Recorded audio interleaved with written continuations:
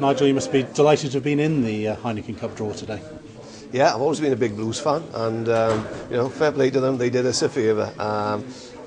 We've probably been a little bit unlucky over the last couple of years with injuries and one thing and another. So a little bit of luck doesn't go amiss, and hopefully, we can turn a corner as a result of that. Of course, the Heineken Cup last season was something you did do well in and reached the Amlin quarter-finals.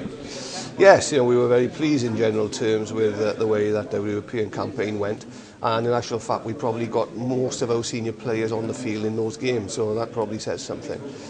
What we did do as well last season was we blooded a whole host of new Scarlets, and they're going to be a year further down the road in terms of their development, coupled with our experience that we've got, and it should put us in a far stronger position again. So we'll need to be, with the quality of the group that we're in, and Leicester obviously consistently good in this tournament.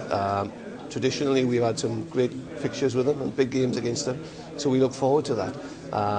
Perpignan again, very difficult side, particularly away from home, very physical, very intimidating place to go, but again we've had some history of playing against them in the tournament, so we'll know what they're about.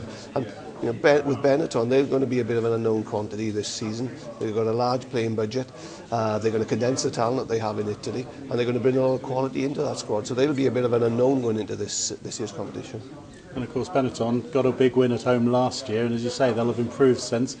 Leicester, does that bring back some difficult memories for you? Not so much difficult memories, great memories in many ways. Obviously, painful, but really when we were competing at the top end of this competition, and unlucky on a couple of occasions not to get the result.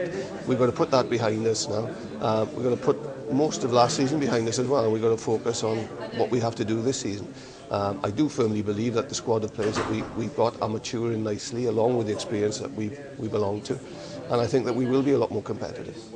And Perpignan, Leicester and Perpignan, people will look at those as maybe the big guns in your group, but you're actually the second-seeded team going into this. Yeah, we are, and I think it was a similar sort of situation even last year with London Irish and Leinster. Nobody sort of gave us much hope, but we'll be competitive, and if we can get pretty close to our best 15 on the park, then we'll be a match for anyone. Of course, the final's in Cardiff, 10,000 tickets already sold. How much of an incentive is that?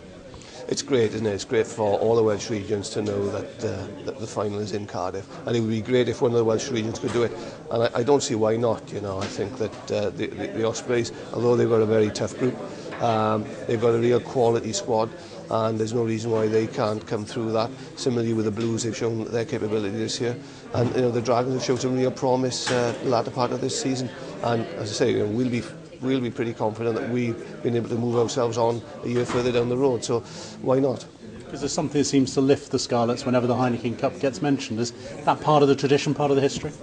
It is very much so, and it's always been a competition that we've looked to do well in. But it's a very tough competition these days, and playing against the big names in Europe with the quality of the squads that they're able to establish is not easy. But as I say, I think with our squad, with the development that we've put in place over the last 18 months or so, we'll start to pay dividends for us.